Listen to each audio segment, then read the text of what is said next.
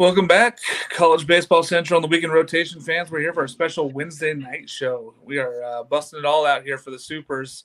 I am joined by a ton of talent here, keeping baseball alive right now for the 16 teams that are here. Alex Day, Jake McKeever, Noah Darling, Monty Taylor. Great guys, we're looking all great here. We got some. What do we got? We got Arizona. What is that? Chippewas. We got Florida Gators. We got Team USA. College baseball is rad. I mean, we're saving college baseball one show at a time here, fellas. I'm excited to get into it. How we feeling, fellas? I'm going to start with Noah. How we doing after that wonderful weekend of regionals? Yeah, I'm pretty solid here. People like to talk about how great regionals are. I've always thought that super regionals are kind of the gem of our sport, so I can't wait for this weekend. Yeah, let's be honest. I mean, the Supers is where it's at. We're super pumped for this one here. I can't wait to get into some of these. But we're going to talk about these super regional matchups. We're going to make our picks here, and we're going to talk about each regional matchup. All right, Jake McKeever, how you feeling after this weekend? I'm excited, man. We got 16 team left, 8 spots in Omaha, storylines galore. I'm excited to talk about all the teams that we have and really not focus on the teams that we're leaving behind in the regionals. Fair. There's a lot of great teams that got emptied out here. I mean, not everybody gets to Omaha, right? But making it to a Supers, that's pretty important. That's a big deal. There's only 8 national host sites, and I know that we're going to be covering quite a bit of them live as we go down to these. So we're excited. Alex, I know you got to be feeling it, man. You're excited, right? Oh, yeah, man. Great weekend down at the box. Unfortunately, didn't get to watch as much baseball as I wanted to. Because of all the rain delays. And so I ended up having to jet out of Baton Rouge a little earlier than I wanted to because, my day job was calling on me on Monday. But, I'm excited to watch the Super Regional. And then maybe, just maybe, I'll see my Tigers when I come to Omaha. Oh, man. We're getting into it. Monty, so much good baseball. I know you were there for a lot of it. How'd you feel after this weekend's regionals? I was feeling pretty super, you might say. No, it was a great time. Charlottesville was fantastic. There was a lot of great baseball all around the country that I was able to see some snippets of. Thankfully, the Wi-Fi in the press box was good enough for us to stream some games while we were watching some other games live. So it was a fantastic weekend for baseball. 297 teams started the year. We are down to 16. Yeah, we're right in it now. It's here. We're down to it. Everybody had hopes and dreams, and there was 64 teams last weekend that thought that they were in, and now we're down to the last 16. So let's just dive right into it here. Monty, I'm going to let you take over this first one because we got number 1 Wake Forest taking on number 16 Alabama. Wake is at home, and that one starts on what is that? That starts on Friday, correct? Saturday. That one starts on Saturday. So you're looking at this Wake Forest team, the pitching, it seemed like the most complete team. They feel like they have it all put together. But Alabama just keeps winning, and they keep doing so quietly, and they do it with Troy making some errors, and then they kind of sneak out of their own regional there. How you feeling about this Wake Forest-Bama matchup? So on paper, we're looking at it, and Wake Forest looked like the number 1 team in the country. They've looked like the number 1 team in the country basically all season. And it's hard to find a weakness in this Wake Forest team, but we all know about the number 1 seed curse. So that's going to be my weakness for Wake Forest is can they jump over that and get their first College World Series since 1955? Alabama, they've got some issues in their bullpen. 3 of their big arms in their bullpen, I believe, are out. One is definitely out for the year. Another guy who hasn't pitched since like end of March, and then another guy who's pitched over 30 innings hasn't pitched in a while either. So if they get to this Alabama bullpen, the Tide are gonna have to depend on some of their less utilized guys, and that could be a problem facing one of the top lineups in the country. And then, of course, on the other side, we all know about Wake Forest pitching. Yeah. And, Wake Forest was that sexy pick early in the season, right? Everybody in the preseason's like, Wake Forest is finally going to Omaha. They're going to make it. Well, they look like the most complete team, and I'm going to be honest, they really do feel like a lock for Omaha here against an Alabama team that has their backs against the wall, that is really missing a lot of their arm talent right now. And when we look down the stretch here, they've hit their way out of the ball games. They have not pitched their way or played defense out of those games. Noah, I know looking at these teams, we all had Wake Forest go a long way. We had them in the top 5 basically all season. This Wake Forest is the most complete team. Do they hang on and beat this Alabama team? You got to be careful. Monty hit it right on the head that the number 1 seed always finds a way to lose right when we least expect it. And I think that overwhelmingly you have to pick Wake Forest to win this one. And that's exactly why you have to feel a little optimistic if you're Alabama. Heading into this one, they might have those injury concerns going on, but they just won kind of an almost under-the-radar regional because they had a lot of late-night games and people were tucked away in bed. Alabama has that opportunity to sneak up on somebody, and I can almost picture that Alabama logo over the left field bullpen in Omaha, which is an underrated aspect because I'm not sure I can picture Oral Roberts there, but I can picture the Alabama logo. Listen, there's a lot of things that happen. There's a lot of baseball. It is a 2 out of 3, which is just, a weekend of bad baseball and you're out. That's all it takes in this whole tournament is one weekend of bad ball and you're out. As dominant as Wake looked against some very good, highly rated tournament teams, one weekend that's bad against Alabama, and Alabama is walking back to Omaha here. Jake, I know you're excited for this one. This is a very good matchup here as far as the offenses are concerned. Now, we've talked a lot about the pitching, but let's talk about a little bit more of the offenses here. They're 2 teams that scored a lot this regional, right? Yeah, I'm excited to see this, how it plays out. I really love what Jim Jarvis does at the plate when he gets into 2 strikes. He basically almost seems to be hitting from the top of the tape. And I think that that's going to be a really underrated aspect. And I do like Alabama here because it seems like all of the pressure is on Wake, like we saw last year with Tennessee and Notre Dame. And Alabama is still, I think, playing with house money, playing with an interim coach like we saw with Mississippi State a few years back. I'm excited to see this. I am excited to see this. I'm actually going with the upset. I think Alabama takes this one 2 or 3, like we've seen in the past with the 1 seed. I'm excited to see this one go down. Listen, there's a ton of talent on this Alabama offense, right? Andrew Pickney, you're talking about Colby Shelton. There's a lot of guys that can drive the ball out of the ballpark here for this team. Tommy Seidel's really come alive late with that average up there over 360 almost. This is a great offensive team. I'm worried about the pitching. I'm worried to see if these guys can hang out and keep Wake Forest off the board. This Wake Forest offense is electric too, and mixed with that Wake Forest pitching. Alex, I know you got to watch a little bit from home when you finally got home. You got to see a little bit here of the highlights on squeeze play like we all did. But this team here in Wake in Alabama, what do you see here? Yeah, one you mentioned the pitching for Alabama. I mean, Alabama quietly is the best staff ERA in the SEC. Yep. So Alabama can pitch. Will it be enough to go against, Rhett Lauder and Sean Sullivan and all those arms that Wake Forest has against those big bats of, Brock Wilken and Nick Kurtz and those guys? I don't know. I'm nervous for Wake Forest because like Jake said, there's the curse of the 1 seed. Alabama's playing with house money. It makes me nervous for Wake Forest, but I can't pick against Wake Forest in this one. I can't bring myself to do it. Yeah, they scored 48 runs in 3 games in their regional. And guys that you don't hear about, like Jake Johnson and Pierce Bennett. Pierce Bennett went 10 for 13 with 11 RBIs. Jake Johnson went 7 for 15 with 13 RBIs. Like, they can rake up and down the lineup. Yeah, but I mean, listen, Alabama's got Luke Holman and Jacob McNary. Those guys can pitch. Those guys can flat out pitch. Now, they can't pitch the whole game. That's the problem from Alabama is can they get enough from their bullpen if they get off to a lead here against this Wake Forest team? I just feel like this might be a low-scoring affair over the weekend that's done by a little bit of, accounting work by these pitchers, let's call it, because they're going to be throwing guys 1, 2, 3 innings anywhere they can in here and mix that in and try to keep this game close. I'm excited. We'll get more into this Wake Bama here when we get into our official picks, but I like where everybody's head's at. We're diving in early here. Stanford and Texas. Jake, I'm going to let you start with this one because you said it from the beginning. Texas could get to Omaha. It all starts with them winning the Big 12 regular season. Well, they blew the Big 12 title game but they won the Big 12 regular season, and TCU still in, who we'll talk about later, who did win the Big 12 title. Talk a little bit about this matchup with Texas and Stanford.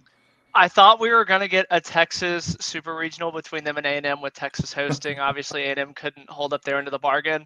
But as a Texas fan, I mean, you really have to feel great. Stanford had to battle through and beat A&M twice and really kind of deplete their pitching staff. I mean, Quinn Matthews threw nearly 200 pitches on the weekend. And then Texas kind of was getting to sit pretty. Friday, or I guess Saturday, Sunday, Monday. So you're going to see Lucas Gordon Saturday. Probably one of the best pitchers in the country. Best pitcher definitely in the Big 12. LeBaron Johnson, for the last month and a half since he moved out of the bullpen, he's been on just an absolute tear with an ERA under 2. And then Sunday, if it even gets to that point, you're going to get 4 innings of Tanner Witt, top 30 draft guy. Where Texas is going to run into trouble, and we'll talk about it later too with Florida, is if they can get into that 6-7 and have their starters pitch deep into it. I think that they'll be really set up because after those top 3 guys, I mean, it falls off very, very steep for this Texas pitching staff. The Stanford team can hit, and if they come out on fire and knock one of these starters out early for Texas, Texas is in trouble. I don't think that bullpen can keep Stanford off. That what is it? The Saturday night game. Saturday at 5. Yeah, the Saturday game is going to be important because Stanford is throwing Quinn Matthews, and that guy is the Pac-12 pitcher of the year. He really could have been Pac-12 player of the year, in my opinion. That's a big matchup there against this Texas team to see who can get off to an early start there. Yeah, Monty? Is he 2-time Pac-12 pitcher of the year? Did he win Pac-12 pitcher of the year? No, Cooper Derby. I think he was first team, I thought, though, wasn't he? Yeah. First or second team. He's been very good for a long time. Yeah, and Quinn Matthews was very good, but he was not Cooper Jerpy last year. But he really pitched like it this year in the Pac-12. But so what we're talking about this year, that's what I think it's going to come down to is that Friday night game. I think whoever wins that really does have even more of an advantage than the other regionals because those are the 2 aces that we're talking about for both these ball clubs, and they both have to go deep because Stanford has a little bit of bullpen, but they have a good closer. I would say that they have a huge Brian advantage with the Bruno. That if they get it to a closer, I think it's lights out. But I think this is the one, and I'm going to go out on a limb and say this is the one that I feel the most comfortable about picking. You're taking Texas, right? I am. I really like them a ton. I think that they do just enough at the plate too. I mean, Dylan Campbell is on an Ivan Melendez type season, breaking the Big 12 hitting streak record. I think that they have a very deep lineup, and they're a very fast team too as well. I think that it's advantage Texas here all the way. No, I know you got stuff to say about this one here because I feel like you feel the same as I do. That Stanford's just been the silent killer of the West Coast here this year, and really is going to come out in this one. Tell me a little about the Stanford-Texas matchup. Yeah, so I'm the exact opposite of Jake right now. Not necessarily in the fact that Texas may win, Stanford may win. I think it's a total coin flip, and it's actually number 8 on my confidence ranking of all the regionals. Just because I think it's so funny how the narrative has kind of changed in like 2 weeks about the Stanford offense. A couple weeks ago, you can roll the footage from our previous shows. We're talking, if Stanford can't figure out how to produce some offense, they're going to be in big trouble. They did figure it out, but now they're going to be facing kind of a 3-headed dragon in Texas with Witt, Gordon, and LeBaron Johnson. It's going to be very, very hard to get to those arms compared to some of the ones that they even saw in the regional play. We're going to have to see because Braden Montgomery did emerge a little bit. Tommy Troy was dynamic in the regional. But it's going to be tough for that Stanford team. I have no read on this one. I know we can't pick against Texas. It's the University of Texas at Omaha. But, man, this to me is number 8 of number 8. And Jake is, of course, completely the opposite, which I'm fine with. This is a tough one. Yeah, we'll get into the picks later. I just want to know more breaking down this year before we get into the picks. I know Jake keeps just releasing his picks because he's got all upsets. I'm just excited. I think this is the Texas awful. Alex, when you look at this matchup, we know the Friday night guys. We're already in on that. There's some hitters in both these lineups a little bit here. Tell us a little bit about some of these offenses or what we're expecting here from this Texas and Stanford regional, super regional. Yeah, Texas is really paced at the plate by Dylan Campbell. He started off the season really rough. I mean, he did not look good the first few weeks of the season, but, man, he has come on strong here down the second half of the season. And, he's really their leader, both emotionally and then at the plate. And then, Stanford, you got Tommy Troy, you got Braden Montgomery. Those guys just rake. I mean, Braden Montgomery was one of my picks for Golden Spikes. He didn't have that he hasn't had that type of season, but he's super talented. And I'm excited to see, how they use him and how he does against some of these really good Texas starters. Yeah, super elite. And, guys that I was looking for to be better this year from that Stanford lineup, Bowser and Carter Graham, and those guys really kind of struggled. I'd like to see them step up here in the Super and maybe be those guys that kind of lead this team back to Omaha. I think Stanford has all the ability in the world, but if this Texas team can play too, this is a very tough regional for me. So I'm the opposite of Jake, where this is actually my 7th out of 8, where I think difficulty-wise and ease of picking this one. I think this one's very tough. Monty, I know you got some feelings here on this one. Texas and Stanford. Let's have it. I don't have any. No, I'm just kidding. Once it gets east or west of the Mississippi, Monty just tunes out. He's like anti-Mark. No, I know Texas struggles away from home. They've struggled this season, but I think this is going to be a fun series. It's two big baseball programs going head to head in Stanford. It's going to be a blast to watch. I'm excited to see it. I don't know too much about both teams because I just like Jake said, they're west of the Mississippi. So, but it's going to be a lot of fun. Lucas, the pitching staff Texas, I'm really intrigued to see the starting pitching, I should say, with Lucas Gordon and the real LBJ and Tanner Witt, of course, who we haven't seen much of in the past year do that major injury last season. Yeah, there's a lot of talent in the arms and the bats. So this one is really a big matchup here. I'm excited for this one. I think I'm actually more excited for this matchup than I would have been for Stanford Miami, honestly. I feel like this is a big one here. And this is big time. This is big time college baseball when we're talking about powerhouses in the last 25 years. You're talking about two very good programs for a long time here. Let's move on to another one here with an emerging powerhouses, we'll say, right? So we got Tennessee and Southern Miss. You know what, Noah, I'm going to let you start with this one because there's just so much to dive into. Tennessee, Southern Miss. And Tennessee going to Southern Miss. They're traveling to Hattiesburg. Yep, I was just going to say, Mark, that you almost forget that they're going to be playing a game because of the controversy leading up to who was going to be hosting. I thought it was going to be Southern Miss all the way, and I ended up being right. But I know that a lot of Tennessee fans just don't see it at all. This one's going to be huge. We know the name Tanner Hall is going to be dynamic, and God knows they're going to try and pitch him 3 times. We'll see if they can get away with that. But the bats of Tennessee, we've seen them travel lately. We saw that electric Clemson regional where it came down to extra innings, and they had that kind of juice that we've seen from them in previous years where they kind of lacked it this year. If Tennessee can continue to travel in the way that they have in the tournament and then against South Carolina to end the regular season, it's going to be a really, really great regional. But I do worry that those Tennessee woes on the road come back from a majority of the season. With that said, we aren't going to pick it, of course, but I think you have to feel kind of good about this matchup if you're a Tennessee fan. Listen, it cracks me up how college baseball is. Last year's Tennessee beats the doors off of this year's Tennessee team, right? With that offense they had last year. And this team almost feels like the lock for Omaha. I'm excited for this matchup, though, because you're going to see one of the best pitchers of baseball in Tanner Hall in Southern Miss, and he's going to be that Friday night.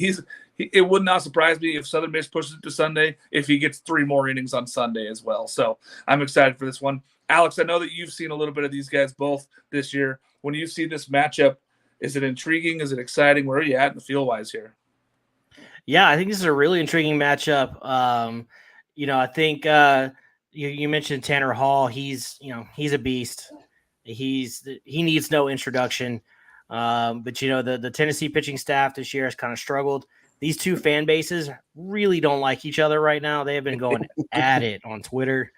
And as LSU found out last year in the Hattiesburg Regional, those Southern Miss fans, they are passionate, and so are the Tennessee fans.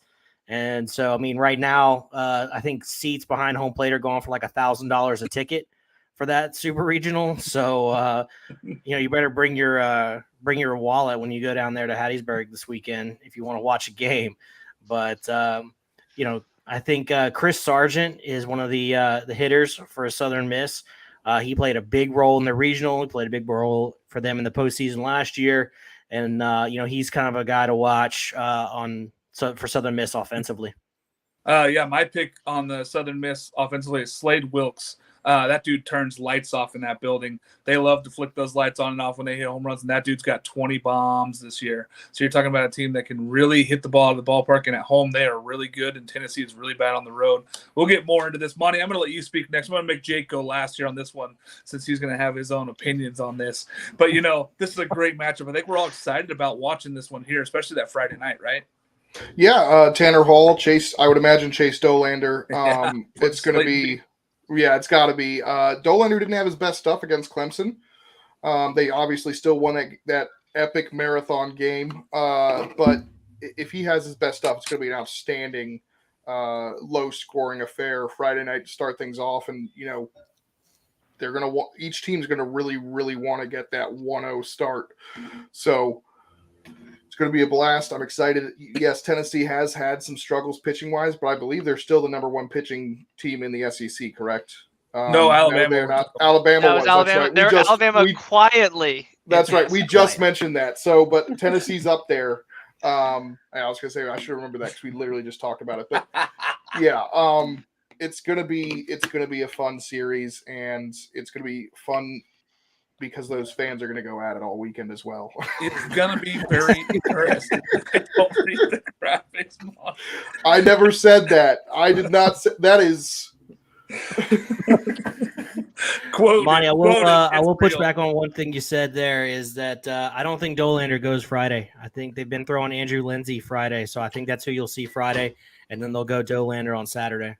Okay, yeah, that makes sense because that's what they did against Clemson, and yeah, Mark just shook his head when I said they got to go throw Dolander. Mark was shaking his head. So I still think they might throw Dolander. I do because it's such a big matchup. Because if you beat Tanner Hall, USM is in trouble. Southern Miss is in real bad shape if you beat them right there. Otherwise, you're looking and you're saying, hey, guess what, Dolander, you have to win Saturday. You have to win the second game of this regional or super. Or we're done.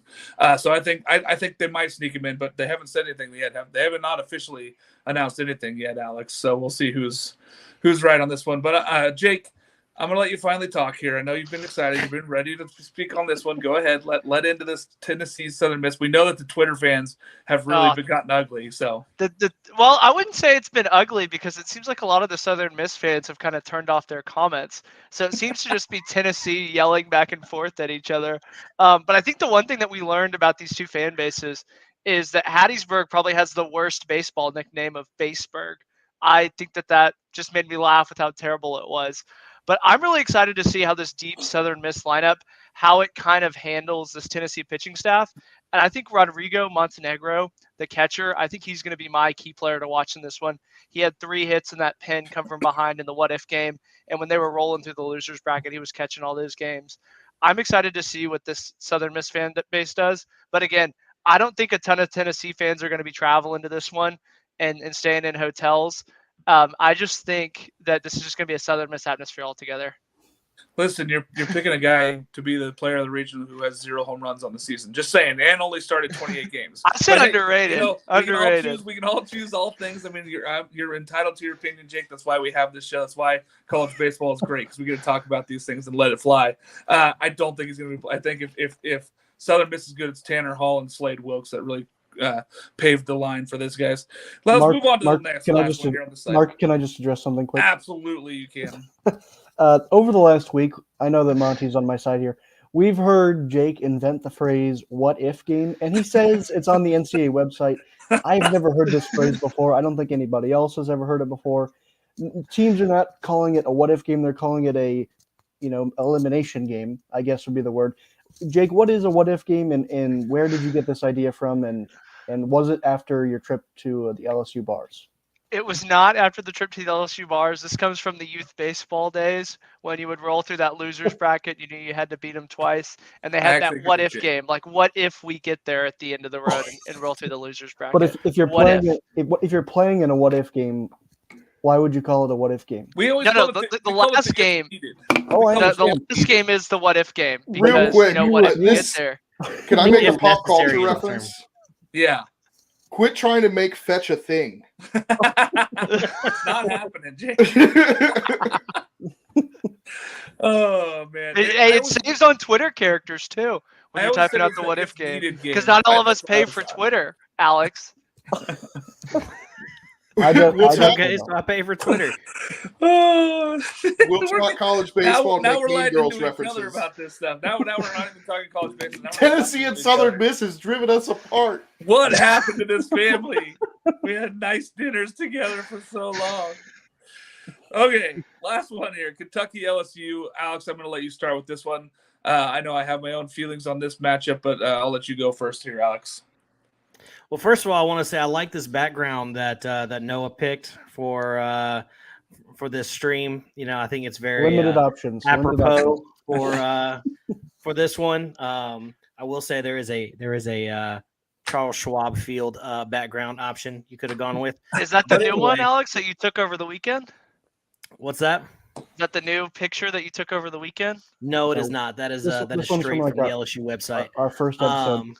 But I will say that it's the only one we had in our inventory that was of a place hosting a super regional. I would much prefer if this was Goss Stadium in the background or even Kentucky. Anyway, back to the baseball. These are two teams that met earlier in the season, and there was some bad blood. I think a lot of people forget, but this series got chippy. There was the home run that Bear Jones hit on How could you forget about it? I've seen it like on Twitter, like a ton. I just feel like I've seen it more than the Tennessee fans bitching about not hosting. Well, people don't really think about Kentucky when they think about baseball, so then they look back and they go, "Oh yeah, this was a series that got pretty ugly there for a minute." It did, and it started with on Friday night against Paul Skeens. Kentucky got to him a little bit.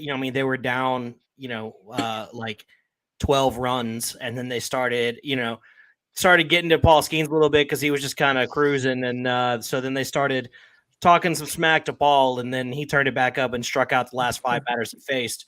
But this is gonna be an interesting one. Kentucky's got that small ball. LSU's been launching the ball, all last weekend. Hope to see that continue. But we'll see how it goes. It's a good matchup. It is. And Monty, I'm going to go to you next year because this Kentucky team had more sacrifice bunts than basically the rest of the SEC combined. I know it's just barely better, but this Kentucky bunch had more sacrifice hits than the rest of the SEC combined. Is the small ball going to be enough to beat LSU? I mean, on a realistic, is this going to be a matchup here that we're talking about, or is this kind of one-sided? So LSU is vulnerable, like beyond Paul Skeens, right? But small ball is not going to get it done against that lineup. Like if you're trying to keep up with the lineup that LSU has, bunting a guy over to second base and then hitting a couple of sac flies to drive him in is not going to, or whatever. Obviously, that's more than 3 outs, but but that might help them win if they got 4 outs an inning. But I like small ball as long as you're consistently executing it. But in this kind of a matchup, it's not going to do you any good if you're down 6 runs and you're bunting. I feel like LSU will take every bunt out that Kentucky's willing to give them this weekend. I feel like they're just going to be accepting of it and be like, "Yep, thank you for the out. We'll continue to move forward here." As they should, because they're going to score runs. Absolutely. Noah, when you look at this, I know there's a lot of good matchups on the offensive side. There's some good pitching here, too. These two ball clubs have a little bit of pitching. I think LSU's pitching is coming more to life because I think Thatcher Hurd is really turning the corner on his season. Tell us a little bit about this. Yeah, I think the development of Thatcher Hurd has kind of instilled a little bit of confidence in really all of us about this LSU team. I know Alex saw it all the way, of course, the prophet, but the LSU bullpen and really that Sunday starter really needed to be solidified for us to feel good. And even some of the guys that I know that I'm not going to say their names out loud, but we all know who I'm talking about. The guys in the bullpen haven't really exploded in the NCAA tournament, and that's very, very good for LSU. And I'm a big doubter of this Kentucky team, so I think LSU is looking pretty good here. And frankly, at this point, I want them here because I think that we know that we talk about this Kentucky team, and I feel like that they've made a resume out of almost beating LSU. And what are we talking about with this Kentucky team? I still don't get it. I really, really like LSU. This is maybe my number 1 game of the week. And normally I'd be trying to jinx LSU, but I really do want them in Omaha to save the environment. Yeah, we'll talk more about we're not picking them yet, though. Yeah, I would say too. This was probably my easiest one to pick, so I'm assuming people are going to know who we're going with. But yeah, I just don't like this Kentucky team in this matchup. Jake, you got to pick a little bit here. Pick us apart here. Is there hope for Kentucky? I think that there is hope for Kentucky for a few reasons. One, I think that LSU really hasn't been hitting the ball well with runners in scoring position. I think that they're down below 200, and we did kind of see that early on with Oregon State and earlier in the regional and then the SEC tournament. I think the one thing that's going to be overrated is, can LSU field the balls with the plays in front of them? I mean, Tommy White has kind of been susceptible with some errors. Gavin Dugas, he's had his shoulder messed up, and he really kind of struggles to throw sometimes. But I think that's going to be the hope for Kentucky, is if they put the ball in play and LSU hits themselves out of big innings. Because, I mean, Alex, we saw it there at Alex Box. They got the bases loaded in Oregon State the first 2 innings and came away with nothing. And as you move further and further into the tournament, that's not really a recipe for success. Does Kentucky like to run? They do, but they didn't run a lot last weekend. I thought that was kind of strange. They played very station to station last weekend. Because I thought I saw some discourse on LSU Twitter about the catching situation and who might be the best option at catcher and whatnot. Yeah, are they going to go, Alex? I'm going to ask you specifically on this one because I've heard a lot about it. Travinsky or Milazzo. Yeah, it'll be Travinsky. You cannot take his bat out of the lineup right now. He's hitting over 400. He's averaging a home run every 8 at bats. Yeah, I mean, like it's so it was so it was just discourse to have discourse, I guess, on Twitter. Yeah, Alex, what do you think they do with Beloso, Trey Morgan, and Bear Jones? So I think Bear Jones stays on the bench. I think you'll see the outfield have Pearson in left field, basically the same lineup you saw them roll out for the regional, right? Where you got Joe Barron right, Pearson in left, Morgan at first, and DH Beloso. I think you're right on center. Well, there's this dude who wears number 3. Do they have a center fielder? You might the have greatest heard of him. baseball player in LSU history, according to some fans. Yeah, some fans keep wanting to say he's the best one in LSU history. And, I mean, the dude's super talented. I'm not trying to take anything away from him. But you're talking about a long list of some really talented players at LSU. And to get your name, on that list with Eddie Furness and Ben McDonald and Todd Walker, you got to do something extra special. And, at LSU, you're judged by the postseason. So if he wins a national championship, if he wins the Golden Spikes, I'm all for it. Retire the number, call him the best ever. But if he doesn't, it's going to be kind of a, what could have been. Either way, send him a what if. A what if? What if? I said, what if? Send him to DC. Send him my way. If anything, I for my money, it's our friend of the program, Ben McDonald, who is the best player in LSU history in my mind, in the lore of LSU baseball. I know there's been a lot of great ones, but that's who I'm sticking with still.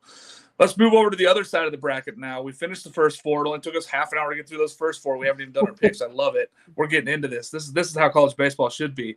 Florida and South Carolina. Noah, I know that people were screaming that South Carolina should not be hosting. They got to host, but then they get this matchup with Florida. This is probably my favorite matchup of the weekend. Yeah, this one is very, very good, where you get that kind of mystery with Stanford, Texas, of who's really going to win, other than whatever Jake thinks. I think that this one's clearly number 2 in that factor, and then it bumps ahead just based on the fact that it's going to be a louder stadium in Florida with 2 teams that are a little bit more spicy to watch than Stanford. Stanford can put up runs in a hurry, but if I'm going to be watching really a masterpiece per se this weekend, I think it's going to be in Gainesville. This one is going to be so good. South Carolina exploded offensively, and they were, of course, something we were very concerned about when they kind of closed the regular season and in the SEC tournament in a way that was a little bit lackluster. They probably shouldn't have hosted. Many wouldn't be afraid to argue that, but then they really, really proved it against the teams that they got in there with NC State and Campbell.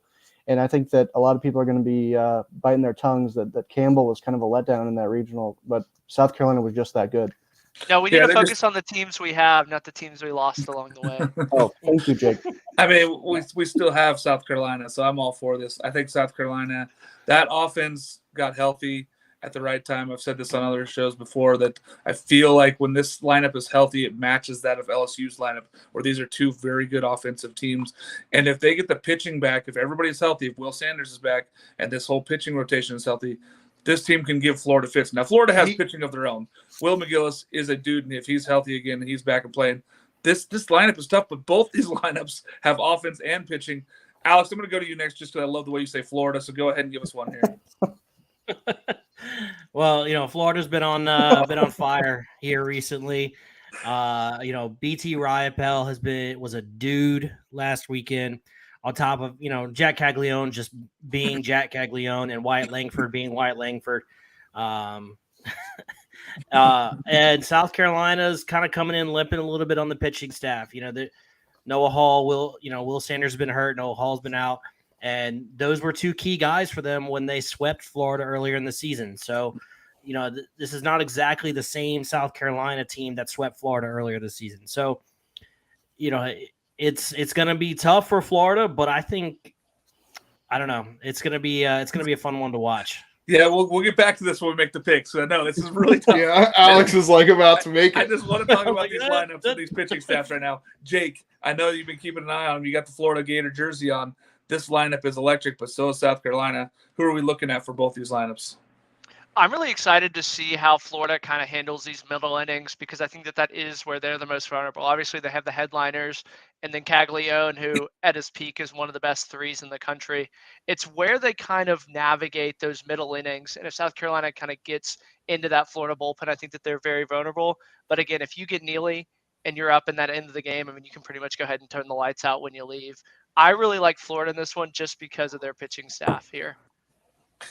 Yes, Jake, we know you like Florida. Monty, tell us a little bit about this one here. I know this is a lot of offense and a lot of SEC. Yeah, it's going to be fun. I actually am the most excited about this particular series. I think it's a pretty evenly matched, especially with the way South Carolina played in their regional. It was never close for any of the other three teams. It was South Carolina all the way. They look healthy again. Tommy Sanders, I believe, did pitch 2 innings, or Will Sanders. Will Sanders did throw. Tommy Sanders is a quarterback. It's also a kid I knew in high school, so that's why I got confused. Will Sanders pitched 2 relief appearances, I believe, in the regional, so he is back, but obviously not starting quite yet. So it's going to be a lot of fun. This particular series, I think there's going to be a lot of offense. Obviously, that Florida pitching staff has some pretty big arms and has pretty good experience, so it's going to be interesting to see how they handle the South Carolina lineup. Sproat, Waldrop, and Caglione taking on South Carolina's lineup. That's the matchup of the weekend. Let's move on to the next one here, and I'm going to let you start first again, Monty, because this is Virginia versus Duke. Duke's coming to Virginia here. I love what Virginia has done. Their pitching staff has finally put together some complete games and actually look good. But tell us a little bit about this Virginia team. So first off, they're 35-4 at home, so it's big. They're hosting a super regional. The only problem with that is the only team that beat them that made the tournament is Duke, and Duke did it twice. So they managed to draw the one team that's beaten them at home multiple times. So it's going to be a blast. The pitching staff was outstanding, completely stifled ECU twice. It's going to be a big time atmosphere at the Dish. They had record-setting crowds over the past weekend. It got loud, very, very loud, and they made sure to show up so that ECU fans couldn't get in. Isn't Duke missing a lot of their staff for this weekend? I haven't heard anything necessarily about that. I know that they've been going with relievers all year because of Santucci and Fox going down, but I haven't heard anything recently about any of the relievers. No, that's what I'm going with. They're going pitching by committee, right, in this series? Yeah, that's what they've been piggybacking since, I think, mid-March. Yeah. So, like, Alex Gow is their Friday night guy, and he went, it was a big deal that he went 4.1 innings the other night. Yeah, they don't get a ton from their starters, but they throw a lot of guys. And yeah, they have a deep bullpen, so you're bringing it makes games kind of long. I remember the ACC tournament. Duke was facing NC State, and it went into extras. But even before that, their starting pitcher faced 2 batters, and then they ultimately went through 9 guys through the course of the game. So lots of pitching changes, lots of matchup guys. O'Shell at the back end is nasty. James Talon, he's up for stopper of the year. He's a freshman. The question is whether he's still got the gas in the tank, being a freshman who's pitched almost exclusively high leverage innings. And then the Virginia offense, it just is going to wear you down. ECU found out about that this weekend. They held Virginia at bay for about 15 innings, and then that's all they could handle. The levees broke. Yeah, and I've heard that Talon might be having a little bit of the old dead arm this time of the year. But, hey, he's still out there competing for his team. I'm excited for this one. Jake, talk a little bit about this Virginia-Duke matchup. If the rest of the season is any indicator, Monty, I think that this is the last hurdle that Virginia has to get into as they've gone undefeated outside of the ACC. But, again, I think Giovanni DiGiacomo, who LSU fans are going to be remembered, I think he's the one that kind of makes this offense go, and he plays tremendous defense. So look for him to kind of have a big series. But again, if Virginia can get through this last ACC opponent, this is it for ACC opponents. No, Wake Forest is still sitting there. So, yeah, but you need to stop it, sir. You said before the show you weren't going to jinx me this time, and then you went back on your word. And this is the last one. This is the last ACC one. It's Jake. Come on. And the other thing I do want to bring up real quick, a really cool storyline. I wrote about it for our website. Two former Northwestern teammates and roommates for the 21 and 22 Northwestern teams. They are going head-to-head this weekend. Ethan O'Donnell, the center fielder for Virginia, and Jay Bashir is the third baseman for Duke. They're going head-to-head. They have a little bit of a home run competition going.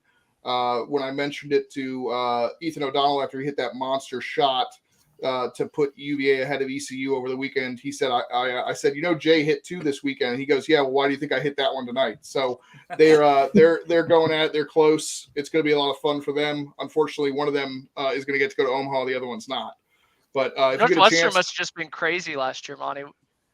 Yeah, they must have been a talented team. Yeah. Didn't even make their conference tournament. So yeah, but if you guys get a chance, go check that out on the website. It is a really cool story of 2 guys on a poor program that have been a big impact on their new teams getting to the super regionals. So sorry for that interruption. No, you're good, man. Let it in. Alex, talk a little bit about Virginia and Duke here. We know that there's a lot of storylines here. I know that we love Teal and Geloff, though. Yeah, I mean, what's not to love about those 2 guys? I mean, they're awesome. And Jake stole my my player to watch for Duke. Como Rapido, old Giovanni DiGiacomo. It's not delivery, it's DiGiacomo. But so, yeah, I mean, Virginia's that offense is just elite, and they've got enough. I think they've got enough pitching to really give Duke some problems. But Duke's a scrappy team, and they're not going to go away quietly. That's my hot take for tonight. That Kyle Teal and Jake Geloff are awesome. That's the controversial opinion. They're awesome. Yeah, we're leaning hard on that one. Had to go deep into that one. Oh man, Alex with the bold takes. Yeah. Well, if you're gonna wear the college baseball's rat hat, you kind of have to say like a big donkey, like global. Like these guys are just awesome. Like, that's my pal. Former big donkey teammates. Yeah, I wonder how good of friends they were, because he always goes, my pal Jake Geloff had a big hit last night. I don't know. That 2021 team was pretty close, but it is interesting because Shock would have been 24 and they would have been 18 or 19. So there's a bit of an age gap. How do you do, fellow kids? Exactly. Yeah. Noah, speak a little bit about this Virginia Duke matchup. I know we're all excited about this one.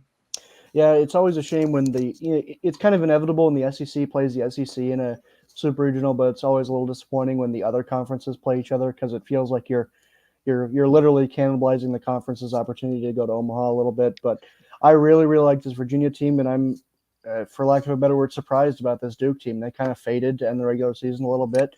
I was high on them early on. I was racking up the wins in the pick'em with Duke, and then they quickly started to burn me, so I went away from them. But MJ Metz is a player that stands out for me. He had an insane regional, multi-home runs in that first game against whoever it was, the 3 seed. We don't talk about teams that have been eliminated. Yep, who I thought was going to win that regional.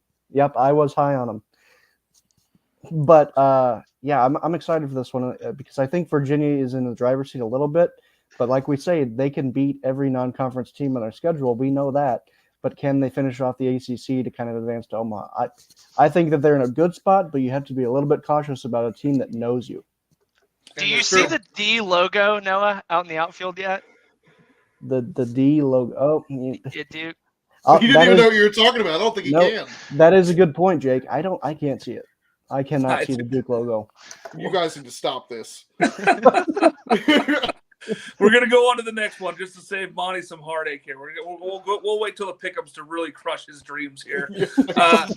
Oregon and Oral Roberts here. Now I'm gonna let Jake start on this one because I know that we've had lots of discussions about this Oregon team and this Oral Roberts. This is a really good matchup. I don't know if it's on a lot of people's radars because they didn't expect these two to meet at all. Yeah, it almost really didn't feel like an upset the way that Oral kind of took care of business there in the Stillwater Regional, going undefeated. Their last loss came on April 22nd to North Dakota State. That was their only conference loss. They're 29-1 in their last 30 games. I mean, Jonah Cox has a hit in every single game except for one where he went 0 for 3 in it. But I think what really kind of makes this lineup go is Matt Hogan, who leads the team in home runs. And again, I don't know if I see the Oral Roberts logo there in Omaha, but they are a very talented, they're a very veteran group here. There's only one That's my player. thing. There's only one player on Oral Roberts that doesn't hit 300 in that whole lineup right now. That is ridiculous. This lineup can hit. They are right up there in the top offenses in the country. Now, people are going to say, oh, they didn't face the best pitching. Okay, you still have to go out there and hit a baseball, and you're talking about a team that has, almost 80 home runs this year. This team can hit. They can rake a little bit. Noah, I want to let you speak next about this because I think that Oregon is a tough matchup here for this Oral Roberts. And being in Eugene, that's a long way for Oral to travel. Yeah, this Oregon team really, really opened my eyes to how fun they could be. I kept saying it, I know, in our chat, and even to other people who just live in Omaha. I was saying anybody would listen. Oregon is fun. Talking about Oral Roberts. I was walking. I live right on a highway, so I was standing right on the edge, kind of screaming into traffic. Oregon is fun, and people were listening. They were honking. They were doing all kinds of swerving out of the way. Oregon is. He was doing the O off the. But people are in here excited to see Oregon and Omaha, and I think they're going to get here. They're going to get that energized crowd, hopefully at home. I know, Mark, that's something that you want to see at Oregon, even though they're your rival. With a Nike school, the Nike school is good. That is very, very good for college baseball. So I know that I personally want them here, but they do have that very hot Oral Roberts team that is kind of taking on the role of America's team. And we know that they would definitely be America's team if they were playing Vanderbilt right now. But Oregon, just so good in that Nashville Regional. Oregon is fun, and that ballpark is gorgeous. I'll be there the whole weekend. I'm very excited for this weekend here to be down there in Eugene. I've been begging fans of Oregon baseball to show up. They sold out in 19 minutes. So they are going to show up for the Super.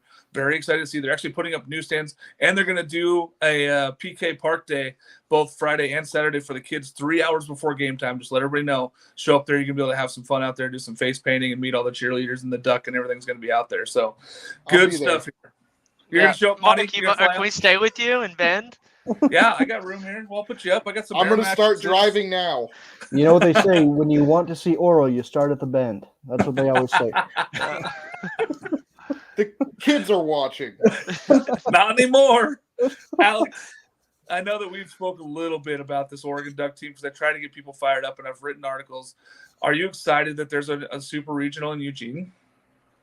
Yeah, I just hope the fans are excited. I was in Eugene for the 2021 regional, and I mean that was coming out of COVID, and so there were some restrictions with that. But it was not a great showing for Oregon fans at that regional.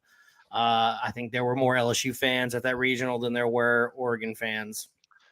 But I think PK Park is beautiful. It's a brand new ballpark, and it's a really nice ballpark, and so I think it'll be really good for them to be able to have this and for the fans to really show out. So, if you're in Oregon area, go show out for your Ducks, man. Go make that place rowdy. This Oral Roberts team, is top 10 in the country in batting average. They're coming in there with a lot of confidence. I want to say, by the way, that I picked them to win that regional. So just wanted to, throw that out there as a, pick the 4 seed to win and they win. So just saying. Yep. It's fair. I took Penn and they blew it. So, but yeah, I'm with you, Alex. This ballpark could be one of the nation's best ballpark if they showed up. If people came out to those games, it's so gorgeous. The ballpark itself is beautiful. They moved the fences in 10 feet last year, so now there's a bunch of balls leaving the yard. They have a huge jumbotron training screen there in left center. This is a hitter's ballpark, so more people are probably going to end up going to these games here. Monty, I know you don't love offense, okay? You're ACC. Yeah, You're I'm a different now. I'm Monty gonna let you prefers box. That's Monty's big thing. He's decided to see box. Oh man, you grind out a good at bat. You go down 0-2 and draw a walk. That is the sexiest thing that can happen on my TV. Chicks dig Good walks. Lord. Well, I can tell you, Drew Cowley, Simeon Sabelos, and Jacob Walsh, they're not drawing walks. They're hitting big boy bombs. So that Oregon lineup is ready to roll. And if you don't love Riku Nishida, you don't love baseball. This kid's from Japan. He's over here playing college baseball. He goes up there sometimes with a wood bat, sometimes with a metal bat, and he just rakes and steals bases. It's outstanding to watch. Monty, I'm going to let you speak a little bit here about this matchup. I know you're pretty excited. Everybody's pretty excited about this one. Yeah, I grew up on the Mighty Ducks movies. I'm a big fan. Gordon Bombay. No, it's going to be awesome. We all know about Oregon with football, but I think it's going to be a fun series, and it is getting overlooked a bit just because these two teams weren't necessarily chosen. I mean, Alex, good job, but most people didn't see Oral Roberts getting out of their region. Most people didn't see Oregon going through there. So it's going to be a really fun matchup. I'm glad you're going to get to go, Mark, after you missed going to baseball games last weekend. So it's going to be a lot of fun. There's a number of guys that I've been, while doing research for the Cape Cod League coming up that are coming out from Oregon, including the I can't. That's a great graphic. But yeah, it's going to be a lot of fun. It is. It's going to be a blast. I'm excited for this one. It's supposed to be good weather, so don't tempt me with that shit. Okay, it's supposed to be nice, guys. It's supposed to be nice weather out here. But finally. it'll be fine. The Ducks are going to fly together. What's nice according to Mark? Like 50s and light rain? If it's 60 and not raining, we're pumped. If it's 60 and a drizzle, I remember last week he was talking about how it'll be nice in Arkansas at 76 degrees. And I was like, try 90. 90 is too hot for me. Well, we're going to move on to the last one here. I know we're getting close to our time limit here. Indiana State and TCU. Now, this is a fun matchup. I do want to say that there's a great charity out there, and if you want to find out about it, doing the Special Olympics in Indiana, they've raised $20,000+ just from college baseball fans. Hit us up. We'll tell you how to get a hold of them and donate to them. Indiana State cannot host at home because of that, so they're going to go to TCU, which is, good on them to just say, no, we're not going to try to move stuff around from the Special Olympics. We want to be on the road. We're fine with it. The Sycamores doing the right thing and going to TCU. Jake, I'll let you speak first. I know you were big on this TCU team. I've been very high on this TCU team, even going back to the Arlington days. I know that they kind of hit that lull when they caught the injury bug. But again, speed always travels. Speed never goes cold. They stole 139 bases as opposed to only giving up 48. They have 4 guys above 20 stolen bases, which again in today's game might as well be Ricky Henderson type numbers. And I think that that's going to be the pressure for Indiana State is, can they limit the TCU running? And I don't think that they can. So I think it's going to be a big advantage to the Frogs here. But excited to see kind of what Indiana State brings to the table, especially with their pitching staff that they have. You can't steal bases if you're not on base. Yeah, I want to see it. Monty, tell us about this Indiana State. I was going to say, real quick, I didn't know if I heard you apologize or talk about being wrong about TCU in our space last week. Oh, I was. I don't know how many times you saw me apologize to TCU fans. I ate crow. I did not see it. Anybody that would talk to me, I said I was wrong about this TCU offense. I also didn't expect Trey to hit 4 home runs when he had 2 all freaking season. So that was a little bit different in that offense. And he had more RBIs in one day than he had in all of Big 12. Yeah, it's funny. Somebody was like, I was in the press box. Somebody was like, "Oh man, guy from TCU hit 2 grand slams." I was like, "Oh, was it Braden Taylor?" Yeah, like. So I was like, they were like, it was what, Trey Richardson? That's his name. Yeah, I was like, I don't know who that is. So transfer. I do know who he is now. So it's going to be fun. I'm disappointed that Indiana State's not able to host, but obviously it's for good reason. I really had a good time with the memes that were coming out with the cemetery in left field. I think baseball fields need a lot more cemeteries in their outfield so that we can deliver them to baseballs. Because as you guys know, ghosts can't leave the premises of the graveyard. So Hold on, wait a minute. Field of Dreams. That was Noah. Oh my gosh. Where did that come from? So, but yeah, it's going to be a lot. We need more of the graphic. Yeah, we need like an MLB The Show like DLC where you can add cemeteries in the creative cemeteries to the outfield. Yeah. So it was a great regional for Indiana State, and I thought that they showed that they deserved a host. Now they're going to have to show what they can do on the road against TCU. It's going to be a lot of fun. Beating Iowa twice. That's very impressive since that Iowa team was coming to life there. Alex, Indiana State, TCU. Yeah, this series should be a ton of fun to watch. I feel bad for the Indiana State players. This is going to be kind of a once in a lifetime opportunity for them, and really, I mean, for the program too to host a super regional. I mean, they may never get that opportunity again as a program. But I totally understand the situation that they're in, and the TCU fans have been pretty of course they've been excited about it, but lots of golf claps.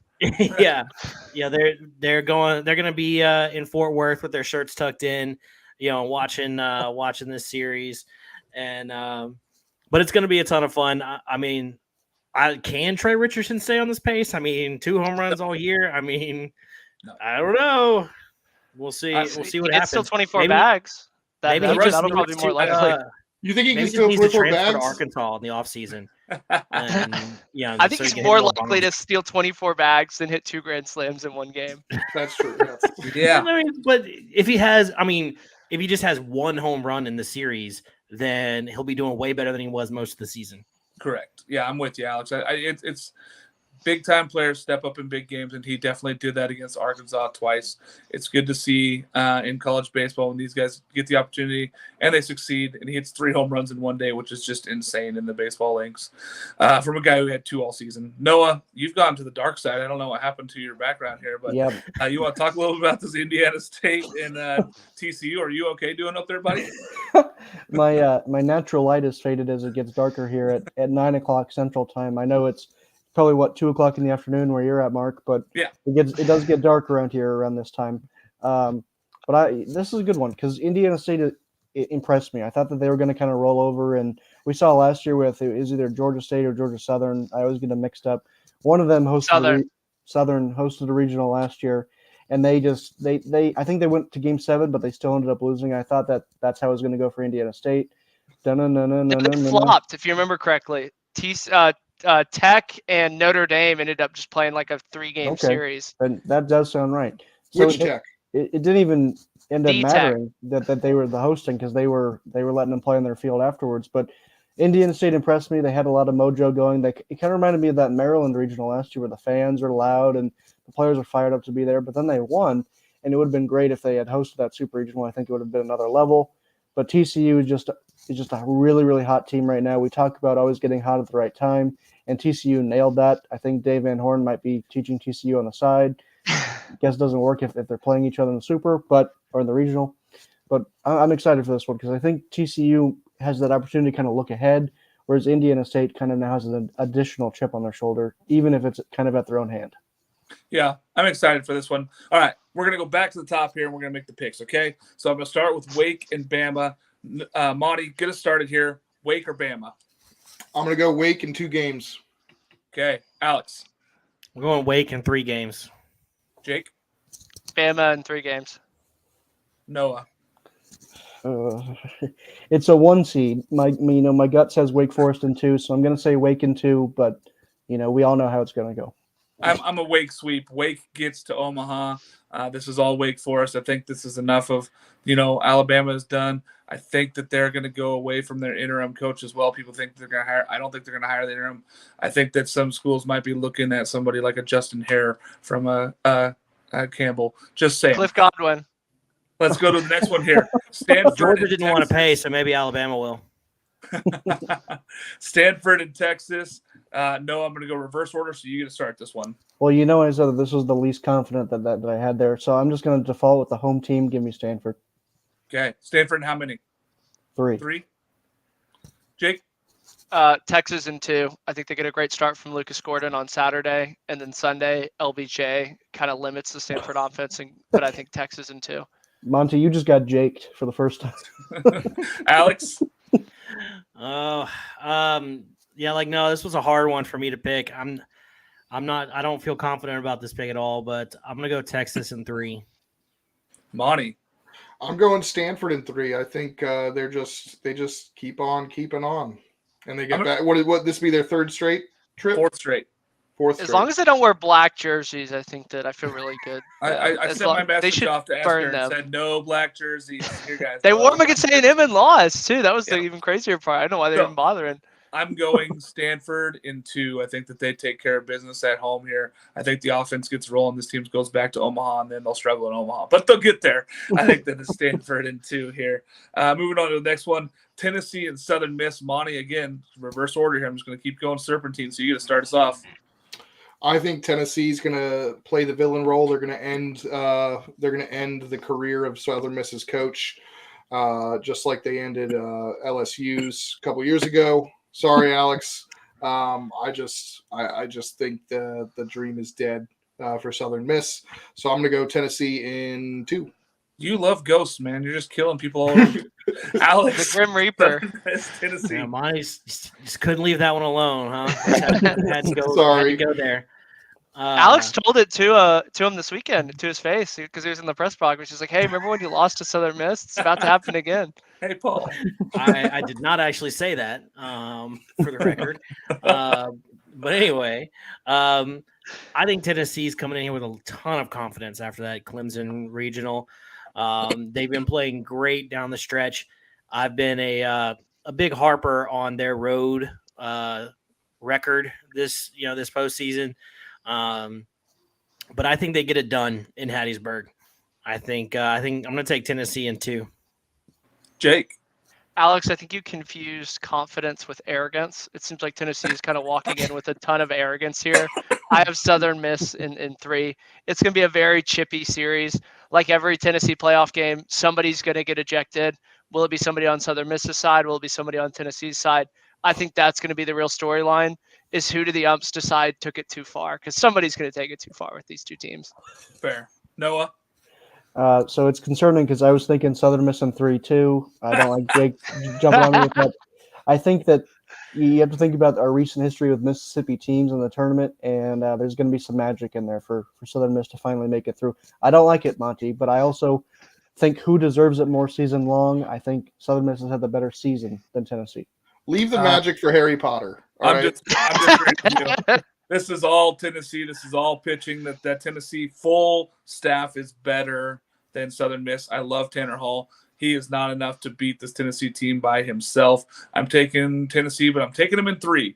I think that Southern Miss gets one, and it probably might be that first game there with Tanner Hall. Let's move on to the next one here. Kentucky and LSU. Noah. Thank you. LSU in 2. Yeah. And I hope it happens, which I didn't think I would say. Yeah, that's not a big root from you. You're not a big root for LSU guy. Jake. LSU in 2. I think Skeens goes out and dominates game 1.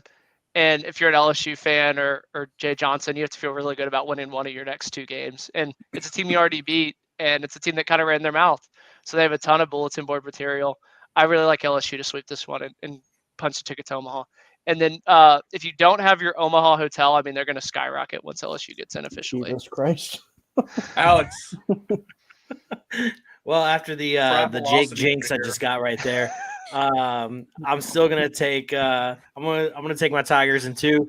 Like you said, Paul Skeens goes out there and does Paul Skeens things, and then I think you see Ty Floyd and Thatcher Hurd piggyback off one another and shut it down, and bring this team back to Omaha for the first time since 2017. Agreed. Monty. I'm going to go LSU, but in 3 games. I think they win the first game with Skeens, and then I think Kentucky scuffles and steals one. But ultimately, LSU is just going to blow the doors off them in game 3. They'll take it in 3.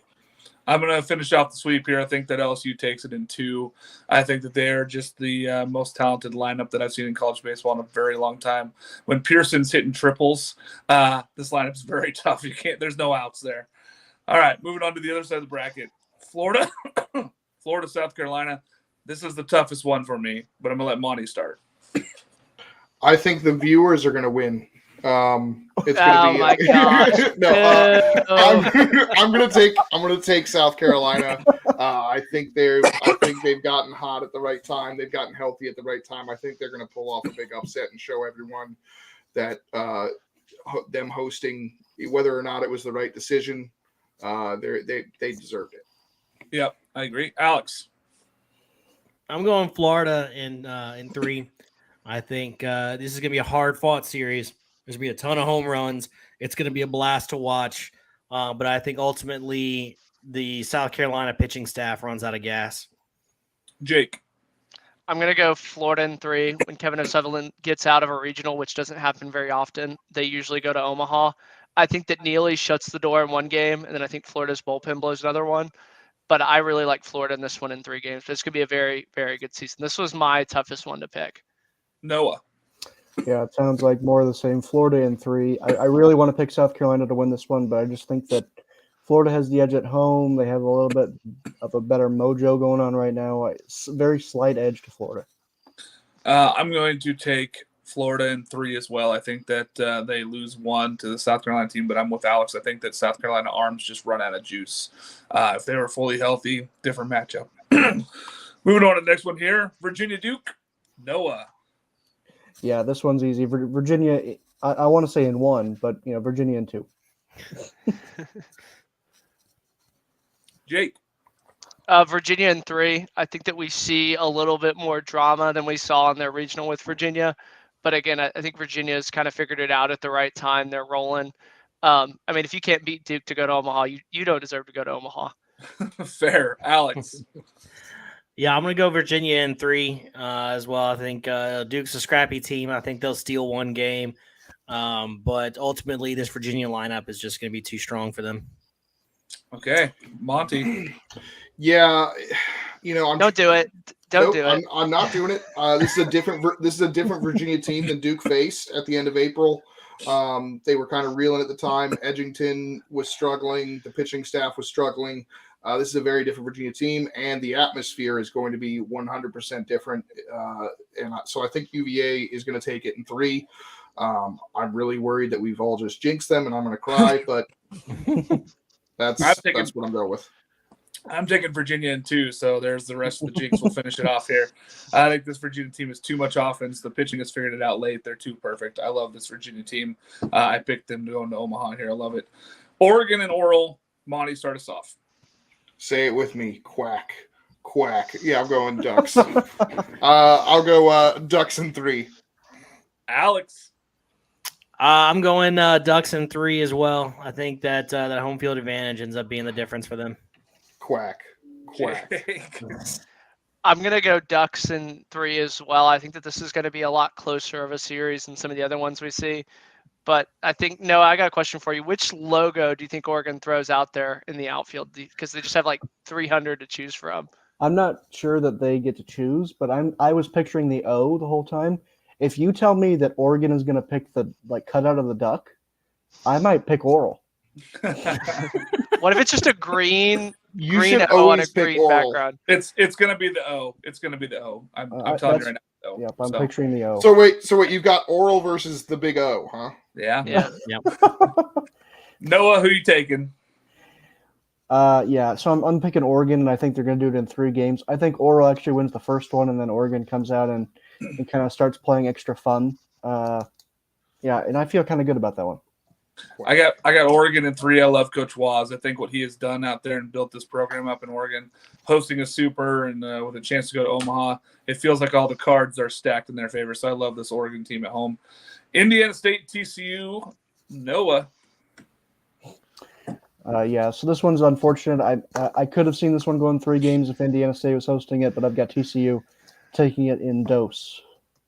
Jake. That's 2 for all you English speakers. I'm bilingual.